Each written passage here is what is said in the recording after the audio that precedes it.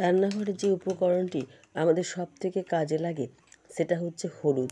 শুধু রান্নার ক্ষেত্রে নয়, এটি ত্বকের ক্ষেত্রেও ভীষণ উপকারী। আজকে হলুদ দিয়ে তোমাদেরকে একটা প্যাক তৈরি করে দেখাবো। হাই ফ্রেন্ডস, আমি মানসী। কেমন আছো তোমরা?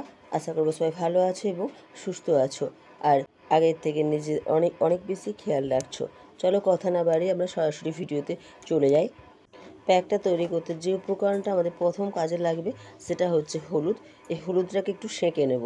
এই জন্য তাওয়া বসেছি দেখো, দিয়ে এতে মানে 1 চামচের মতো আন্দাজ হলুদ দিয়ে দিলাম। হলুদ ত্বকের উজ্জ্বলতা বৃদ্ধি করতে, ব্রণ দূর করতে বা রোদে পোড়া দাগ দূর করতে ভীষণভাবে কাজ দেয়। যাই হোক, এই হলুদটাকে ভালো করে সেঁকে নেব। একটু এটা লো আঁচে করবে, মিডিয়াম আঁচে নয়, সরি, লো আঁচে করবে। লো আঁচে এটাকে যতক্ষণ না হলুদটা কালো হয় ততক্ষণ পর্যন্ত এটাকে ভালো করে সেঁকে নেবে।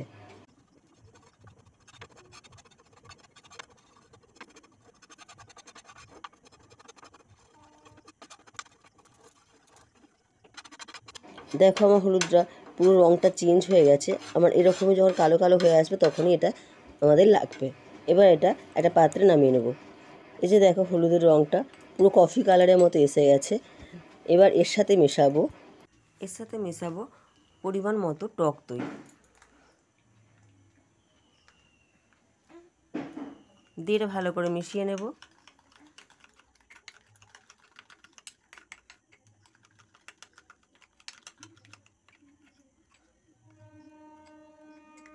প্যাকটা লাগাবার আগে মুখটা পরিষ্কার করে নেব।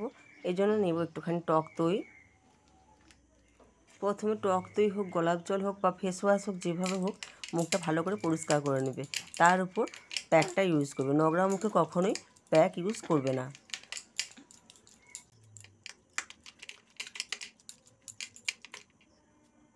দেখো মুখটা পরিষ্কার করার পর ধুয়ে নিয়েছি।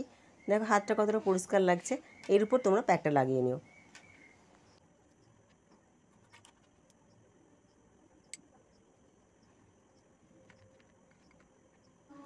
এটাকে 10 মিনিটের মতো রাখবো, তারপর নর্মাল জল দিয়ে ধুয়ে নেব। তোমরা এটা সপ্তাহে 2 দিন ইউজ করো, দেখবে ত্বক পরিষ্কার হয়ে যাবে। চলো ফ্রেন্ডস, আজকের মতো রাখি।